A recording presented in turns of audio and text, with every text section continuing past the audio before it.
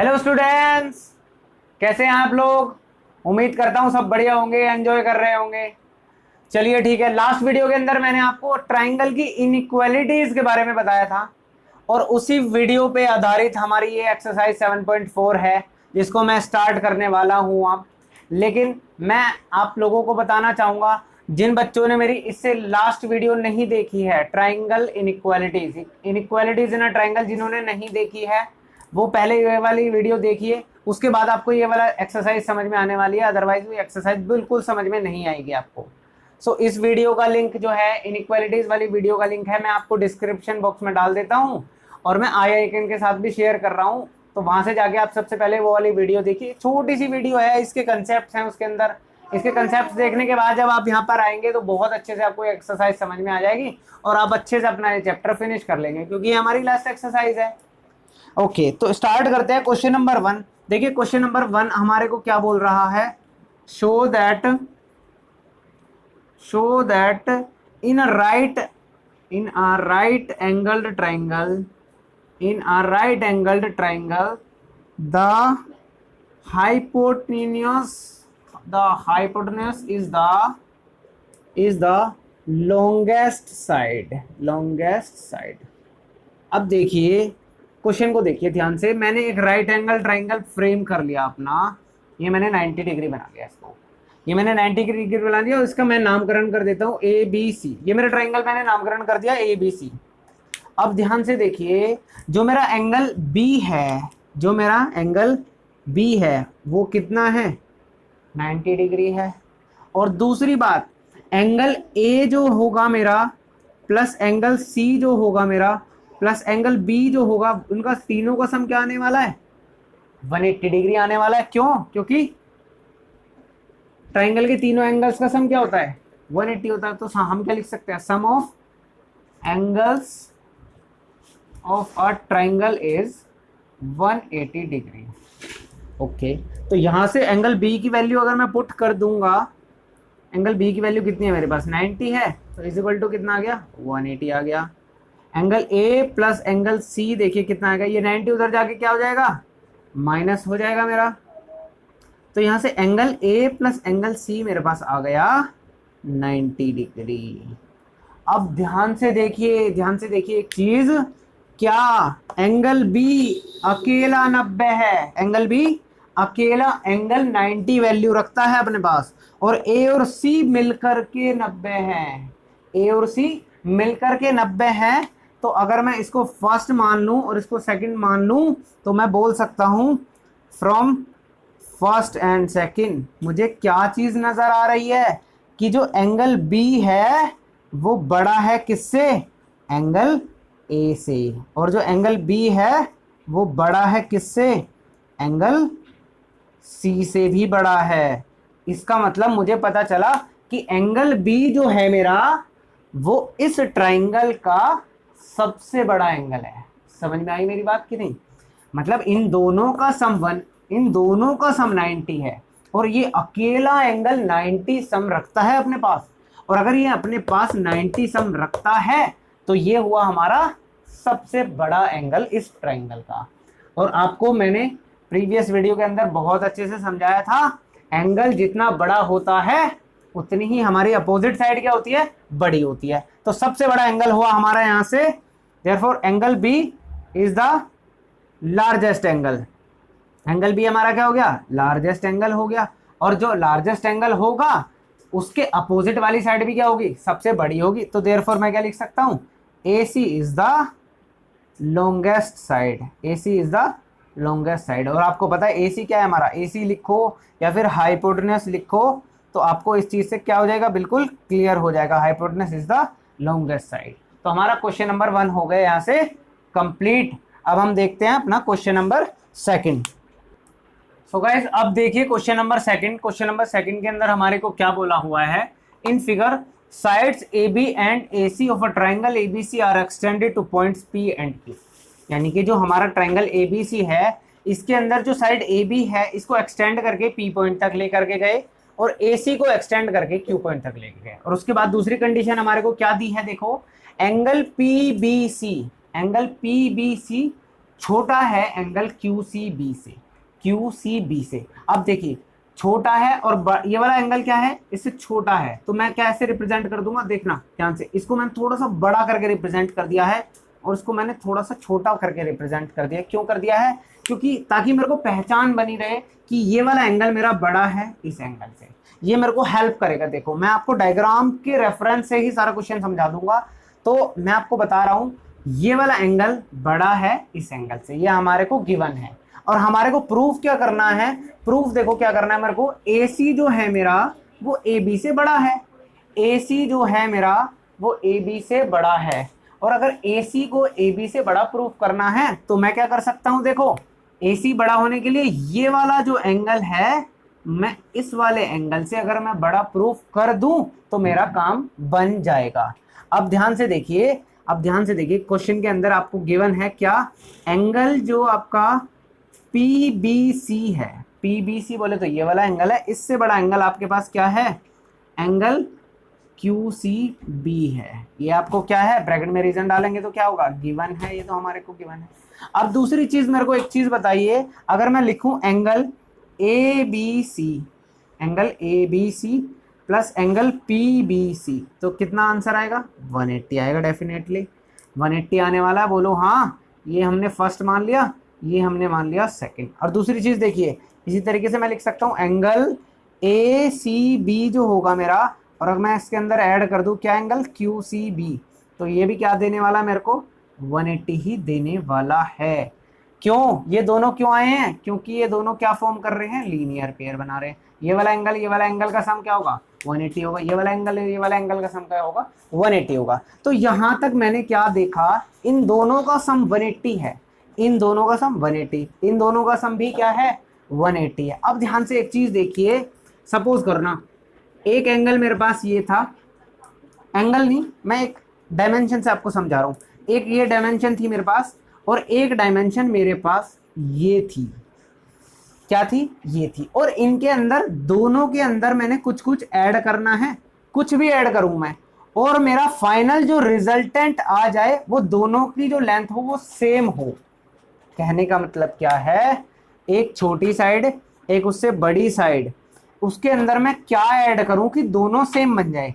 अब ध्यान से देखिए, इसके अंदर मैंने ये ऐड किया, सपोज ये मैंने ये ऐड किया, और इसको मैंने यहां तक बनाने के लिए क्या ऐड किया, ये ऐड किया। तो आपको क्लियरली नजर आ रहा है, क्लियरली इस कंसेप्ट से भी आप समझ सकते हैं क्या नजर आ रहा है। अगर मेरी छोटी साइड थी और एक मेरी बड़ी साइड थी, और दोनों फाइनल रिजल्ट क्या है, दोनों का इक्वल है, तो इक्वल के छोटी के अंदर मेरे को बड़ा ऐड करना पड़ेगा और बड़े के अंदर मुझे छोटा ऐड करना पड़ेगा। तो यहां से देखिए, ये वाला एंगल छोटा था इससे, तो ये दोनों का सम 180 180। तो यहां से फ्रॉम मैं लिख सकता हूं फर्स्ट सेकंड एंड थर्ड, यानी कि इन दोनों का सम 180, इन दोनों का सम 180। और देखिए ये वाला एंगल बड़ा है, तो बड़े के अंदर छोटा एंगल जुड़ा होगा तो 180 बना होगा, और छोटे के अंदर बड़ा एंगल जुड़ा होगा तो 180 बना होगा। समझ में आई ये बात कि नहीं? आप इससे भी रिलेट करके समझ सकते हो, इससे भी रिलेट करके समझ सकते हो। और अगर आपका ये कंसेप्ट बिल्कुल क्लियर हो गया हो तो मैं यहाँ से from first second and third से क्या बोल सकता हूँ कि एंगल जो मेरा ABC है वो बड़ा है किसके, एंगल ACB के। ये चीज समझ में आई कि नहीं? और अगर ये एंगल आप बड़ा है तो यहाँ से क्या होगा, इसके अपोजिट साइड भी क्या होगी, इसके अपोजिट साइड भी क्या होने वाली है, मेरी बड़ी होगी। देयरफॉर मैं क्या लिख सकता हूँ, AC जो होगा मेरा बड़ा होगा AB से। और मुझे यही प्रूफ करना था, तो ये मेरा हो गया क्वेश्चन प्रूफ। और आई होप कि आपको बहुत अच्छे से समझ में आया होगा। बस आपको क्या यूज करना था, दोनों एंगल्स का सम 180 है, दोनों एंगल्स का सम 180 है, और छोटे में बड़ा ऐड करके 180 बन रहा है, बड़े में छोटा ऐड करके 180 बन रहा है। तो उस कंसेप्ट से मैंने दोनों एंगल को कंपेयर कर लिया, और जब मैंने एंगल्स को कंपेयर कर लिया तो मेरी साइड्स भी क्या हो गई, कंपेयर हो गई ऑटोमेटिकली। तो अब मैं देखता हूं अपना थर्ड क्वेश्चन। सो गाइस अब देखते हैं हमारा question number third. In figure angle B है मेरा एंगल ए से छोटा, आपको दे रखा है एंगल बी जो है वो एंगल ए से छोटा है। इट मीन्स मैं एंगल बी को छोटा सा बना रहा हूं और एंगल ए को थोड़ा सा बड़ा दिखा दूंगा ताकि मुझे समझने में दिक्कत ना हो। मैं डायग्राम के अंदर ही इस तरीके से रिप्रेजेंट कर लूंगा डायग्राम के अंदर जब आप रिप्रेजेंट कर लोगे ना, आपको क्लियरली विजिबल हो जाएगा, हाँ ये वाला एंगल इससे बड़ा है, क्योंकि मैंने उसको जो लुक बनाया है वो थोड़ा सा बड़ा करके बना दिया ताकि मुझे समझने में आसानी हो। ठीक है जी। दूसरी बात बोली है एंगल सी जो है वो किससे छोटा है, एंगल डी से। इट मीन्स जो एंगल डी है मेरा ये भी बड़ा है किससे, एंगल सी से। एंगल सी को भी देखो मैंने छोटा सा बना दिया और एंगल डी को मैंने रिप्रेजेंट कर दिया बड़ा। अब आपको क्या प्रूफ करना है, अब आपको क्या प्रूफ करना है, देखो आपको प्रूफ करना है एडी जो है आपका वो छोटा है किससे, बीसी से। एडी किससे छोटा है, बीसी से। अब देखते हैं इस क्वेश्चन को हम कैसे कर सकते हैं। आप देखिए एंगल बी आपका छोटा हो गया एंगल ए से, यानी कि एंगल ए बड़ा हुआ। एंगल ए बड़ा हुआ तो एंगल ए के अपोजिट साइड भी बड़ी होगी। तो यहां से मैं क्या लिख सकता हूं, देखो मैं लिख सकता हूं ओ ए से बड़ा होगा आपका ओ बी। इसको मैंने फर्स्ट मान लिया, ओ ए से बड़ा होगा आपका ओ बी। ये तो क्लियरली है क्योंकि एंगल ए बड़ा तो एंगल ए के अपोजिट वाली साइड भी बड़ी होती है, ये तो आप जानते ही हो। दूसरी चीज हम देख लेते हैं, हमारे को क्या गिवन था, एंगल सी से बड़ा है एंगल डी। तो एंगल डी अगर बड़ा तो एंगल डी के अपोजिट वाली साइड भी क्या होगी, बड़ी होगी। सो देयरफॉर मैं क्या लिख सकता हूँ, यहाँ पे भी देयरफॉर लगा देता हूँ। देयरफॉर मैं क्या लिख सकता हूँ, जो मेरा ओ डी है उससे बड़ा होगा मेरा ओ सी। इसको मैंने क्या माना, सेकंड मान लिया। अब देखो फर्स्ट और सेकंड को मैं ऐड कर दूं क्या, फर्स्ट इक्वेशन को और सेकंड इक्वेशन को ऐड कर देते हैं। तो देखो क्या आएगा, ओ ए प्लस ओ डी जो होगा बड़ा होगा किससे, ओ बी प्लस ओ सी से। ऐड कर लेते हैं ओ ए प्लस ओ डी। देखो मेरा ओ ए प्लस ओ डी कितना बना रहा है, मेरा ए डी बना रहा है, बोलो हाँ ए डी। और ये किससे, ए डी छोटा हो गया किससे, ओ बी प्लस ओ सी से। ओ बी प्लस ओ सी देखिए क्या है, बी सी से। यानी कि बी सी बड़ा हो गया ए डी से, बी सी बड़ा हो गया ए डी से। और यही मुझे क्या करना था, प्रूफ करना था। तो मेरा यहाँ पे क्या हो गया, ये क्वेश्चन प्रूफ हो गया। थर्ड क्वेश्चन भी मेरा हो गया यहाँ पे कंप्लीट। अब मैं देखता हूँ अपना फोर्थ क्वेश्चन।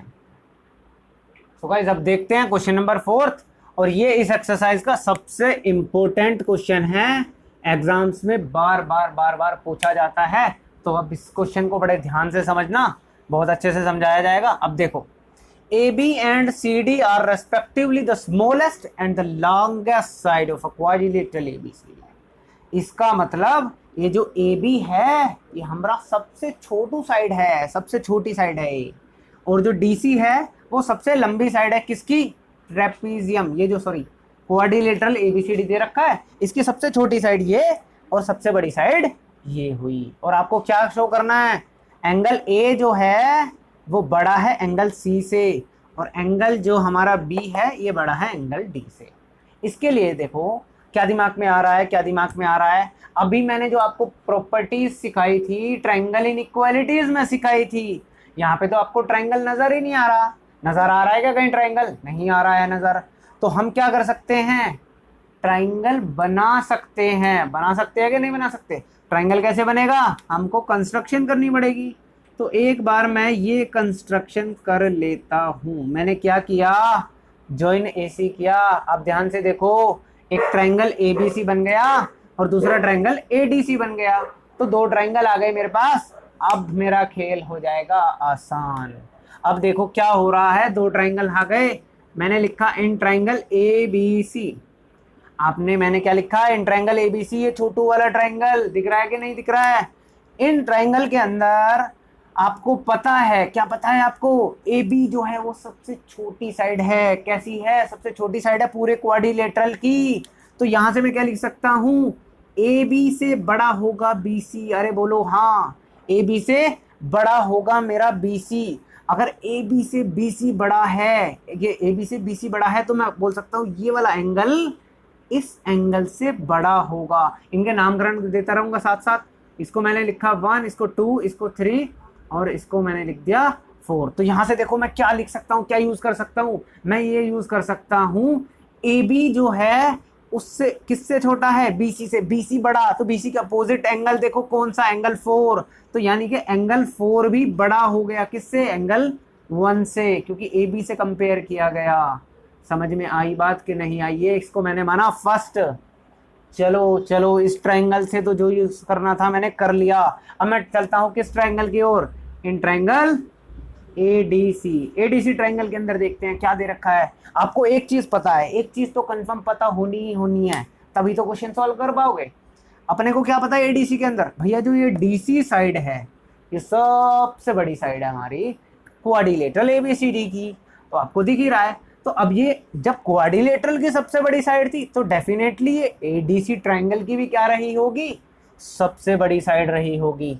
तो यहां से मैं क्या यूज कर सकता हूं, क्या यूज कर सकता हूं, एडी से बड़ा होगा मेरा डीसी, होगा कि नहीं होगा, अरे बोलो हाँ। अगर एडी से बड़ा होगा डीसी तो डीसी के अपोजिट एंगल क्या होगा, बड़ा होगा किससे, एडी के अपोजिट एंगल से, यानी कि 2 से बड़ा होगा क्या, 3। तो एंगल 2 से मेरा बड़ा हो गया क्या, एंगल 3। इसको मैंने क्या माना, सेकंड माना। इसको मैंने क्या माना, सेकंड माना। अब दोनों को ऐड कर दो, दोनों को ऐड कर दो भैया। तो 1 + 2 को ऐड कर दोगे तो क्या आ जाएगा मेरे पास, एंगल 1 + एंगल 2 ग्रेटर देन का साइन, सॉरी लेस देन का साइन, लेस देन का साइन, और एंगल 3 + एंगल 4, यानी कि 1 + 2 एंगल दोनों को ऐड करने के बाद भी 3 + 4 के सम से छोटा है, क्या है, छोटा है। और 1 + 2 को मैं क्या बोल सकता हूं, एंगल सी बोल सकता हूं कि नहीं बोल सकता हूं। और एंगल सी से बड़ा होगा मेरा क्या, एंगल ए। और ये मेरे को एक पार्ट हो गया मेरा प्रूव।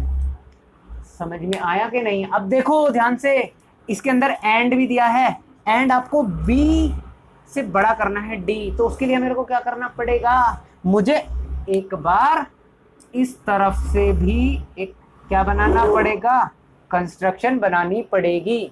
और इस कंस्ट्रक्शन की हेल्प से मुझे अलग अलग दोबारा ट्रायंगल मिलेंगे, और इस बार ट्रायंगल का नाम होगा ए बी डी, और ट्रायंगल मेरा होगा बी सी डी। उसके अंदर भी मैं क्या करूंगा, सेम प्रोसेस लगने वाला है। देखो इसको मैंने 5 माना, इसको मैंने 6 माना, इसको मैंने 7 माना, इसको मैंने माना डी। तो ए बी सी डी हो गया मेरा। ए बी सी डी होने के बाद अब क्या कर सकता हूं मैं, देखो ये जो पुराना पार्ट था इसको तो मैं रब कर सकता हूँ, तो मैं रब कर देता हूँ इस पार्ट को। ये आपने उम्मीद है कि आपने उतार लिया होगा, अदरवाइज अगर नहीं भी उतारा है तो आप पीछे जाकर के वीडियो को पॉज करके इसको उतार सकते हैं। तो इसको उतारने के बाद अब देखिए हम सेकंड पार्ट को प्रूव कर देते हैं इसी के। In triangle A D B, ADB triangle के अंदर देखिए, एडीबी ट्राइंगल के अंदर क्या दिख रहा है, क्या दिख रहा है, हमारे को दिख रहा है ए बी जो है वो सबसे छोटा साइड है, क्वाड्रिलेटरल का सबसे छोटा साइड है, यही मिल गया मेरे को हिंट। इसी से मेरा क्वेश्चन हो जाएगा सॉल्व। तो मैं क्या लिखूंगा, जो मेरा ए बी है इससे बड़ा है क्या, ए डी। और अगर मेरा ए डी बड़ा है इससे तो मैं क्या बोल सकता हूं कि ए डी के अपोजिट एंगल यानी कि 5, तो मेरा एंगल जो 5 है वो बड़ा हो गया किससे, एंगल 7 से। इसको मैंने फर्स्ट माना। इसी तरीके से दूसरी तरफ जाओ, in triangle B C D के अंदर देखो क्या दे रखा है, ये जो सी डी है ये सबसे बड़ी साइड है क्वाड्रिलेटरल की, और क्वाड्रिलेटरल की सबसे बड़ी साइड यानी कि ट्राइंगल बीसीडी की भी सबसे बड़ी साइड। तो मैं क्या बोल सकता हूँ, सी डी जो है वो बड़ा है किससे, बीसी से। बन गया मेरा काम, सी डी बड़ा हो गया। तो सी डी के अपोजिट वाला एंगल देखो क्या, एंगल 6, वो भी किससे बड़ा हो जाएगा, अपोजिट एंगल बीसी के यानी कि एंगल 8।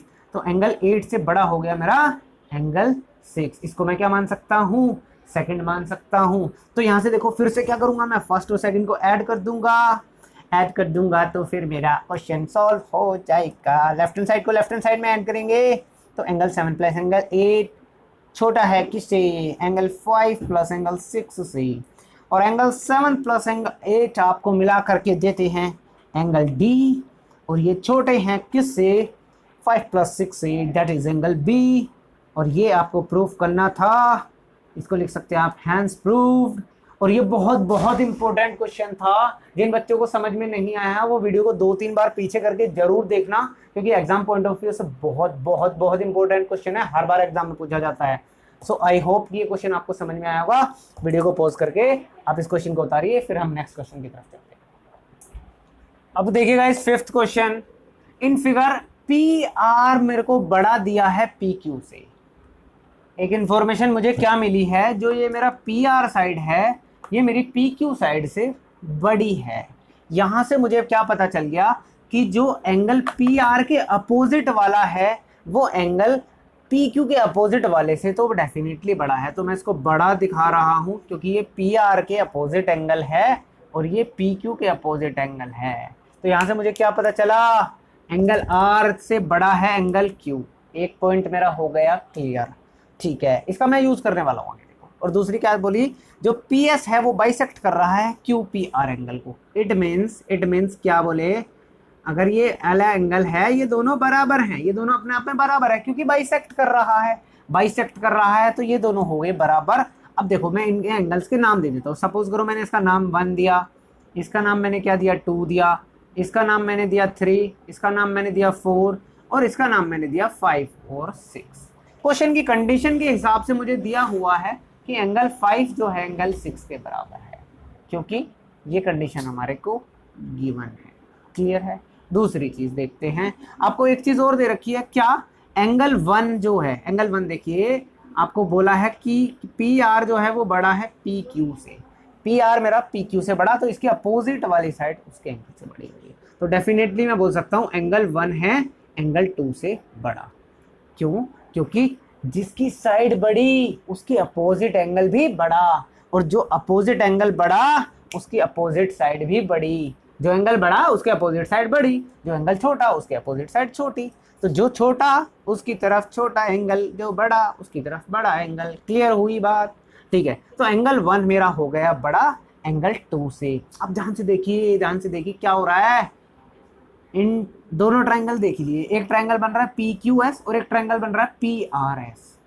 पी आर एस और P Q S, P R और P Q S. In triangle P R S मैं क्या लिख सकता हूँ, देखो क्या लिख सकता हूँ, 6 angle 6 plus angle 4 plus angle 2 is equal to 180 लिख सकता हूँ ना। ठीक है, क्योंकि ट्रायंगल के तीनों एंगल्स का सम 180 होता है। ऐसे मैं लिखूंगा in triangle P Q S. इसके अंदर देखिए क्या लिखूंगा मैं, angle 5 plus angle 1 plus angle 3 is equal to 180। इसको हम मानेंगे फर्स्ट, इसको हम मानेंगे, इसको मान लो फर्स्ट, इसको मान लो सेकंड, इसको मान लो थर्ड, इसको मान लो फोर्थ। अब इन चारों इंफॉर्मेशंस को अगर मैं यूज करूं ध्यान से, मैंने पिछले क्वेश्चन के अंदर भी पिछले क्वेश्चन के अंदर भी आपको इसी तरीके से एक चीज समझाई थी, तो अब ध्यान से उस चीज को दोबारा मैं बताने जा रहा हूं। देखो 5 और 6 हुए मेरे बराबर, 5 और 6 मेरे इक्वल हैं, तो वो कोई फर्क नहीं डालने वाले। बेसिकली अगर ये 5 और 6 मेरे इक्वल हैं तो मैं इसको उधर ले जाऊंगा तो कोई फर्क नहीं पड़ेगा। देखो मैं इसको ऐसे भी लिख सकता हूँ, एंगल 4 प्लस एंगल 2 है जो 180 माइनस एक्स है। मैं इन दोनों इक्वल एंगल्स को एक्स मान सकता हूँ, मान लिया मैंने। चलो तो ये 180 माइनस एक्स आ गया, बोलो ओके। इधर से भी देखो, इसको मैं क्या लिख सकता हूँ, एंगल 1 प्लस एंगल 3, ये भी क्या आएगा मेरा 180 माइनस एक्स आ गया। अब मेरे को एक चीज बताओ, मैं एक चीज यूज कर सकता हूँ क्या, मुझे क्या बोला हुआ है, राइट हैंड साइड दोनों की सेम, राइट हैंड साइड दोनों की सेम, दोनों की right hand side same, it means left hand side का सम भी क्या होगा, सेम होगा।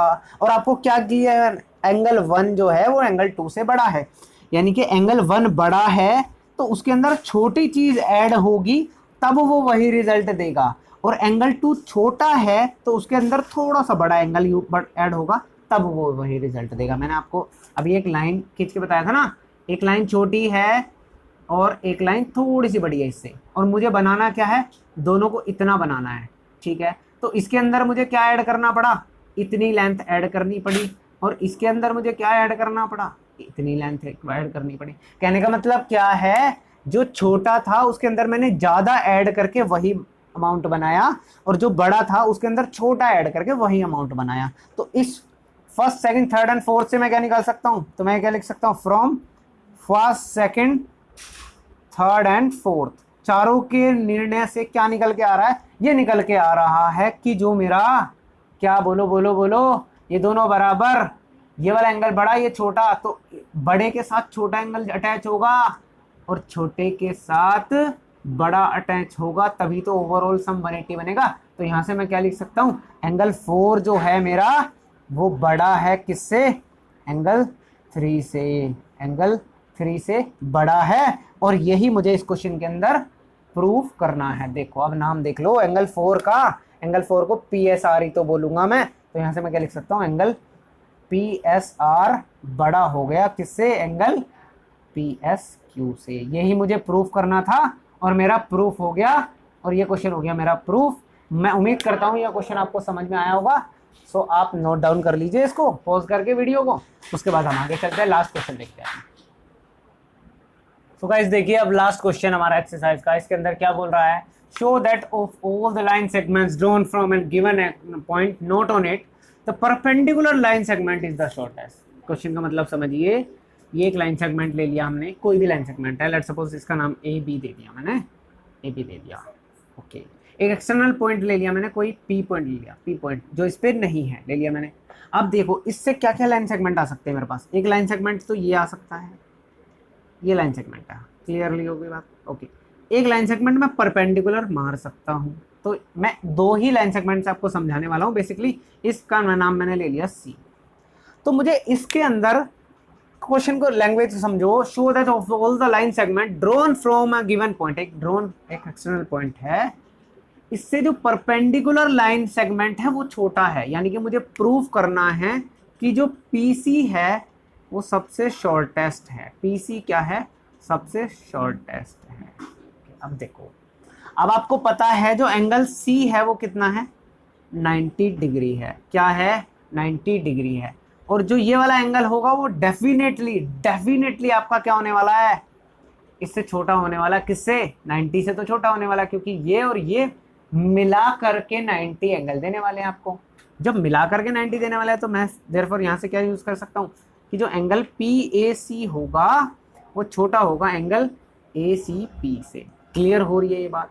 अगर ये है, ये कंडीशन है, तो मैं क्या लिख सकता हूँ, जो PC होगा उससे बड़ा होगा क्या मेरा, AP, यानी कि PC क्या हो गया, छोटा हो गया। अब सपोज करो एक लाइन यहाँ ले आओ, ये एंगल बना लो, इसको A' मान लो। अब आप कहीं पे भी पॉइंट ले आओ, लेकिन ये जो एंगल होगा हमेशा 90 से छोटा होगा। अब कितने भी लाइन सेगमेंट बना लो, सब में एंगल होगा 90 से छोटा होगा। और अगर 90 से छोटा एंगल होगा तो डेफिनेटली जो एंगल 90 के अपोजिट वाली साइड होगी वो बड़ी होगी, और जो शॉर्टेस्ट डिस्टेंस होगा वो हमेशा क्या होगा, परपेंडिकुलर जो पड़ेगा एक एक्सटर्नल पॉइंट से वो शॉर्टेस्ट डिस्टेंस होगा। इस तरीके से हम इस क्वेश्चन को सॉल्व कर सकते हैं। तो आपको समझ में आया कि मैंने किस तरीके से AP को बड़ा बता दिया PC के। It means PC is the shortest. समझ में आई होगी बात। बहुत अच्छे से मैंने एक्सप्लेन किया इस चैप्टर को, इस एक्सरसाइज को, और यहाँ हमारा ये चैप्टर हो गया ख़त्म। मैं उम्मीद करता हूँ कि आपको मेरी वीडियोस अच्छी लगी होगी। अगर वीडियो अच्छी लगी है तो बहुत अच्छी बात है, आप लोग पढ़ना स्टार्ट करिए। मैं आपके लिए बहुत अच्छे कंटेंट लाता रहूँगा। अभी एक बार जैसे ही हम NCERT के सिलेबस से कंप्लीट कर लेंगे, उसके बाद मैं आपको एक्स्ट्रा क्वेश्चंस लेके आऊँगा, और वो RD शर्मा के बहुत अच्छे धुआंधार क्वेश्चन लेके आएंगे, ताकि आपकी प्रैक्टिस एक नंबर हो जाएगी। ठीक है, मेहनत करते रहिए। Bye bye, all the best.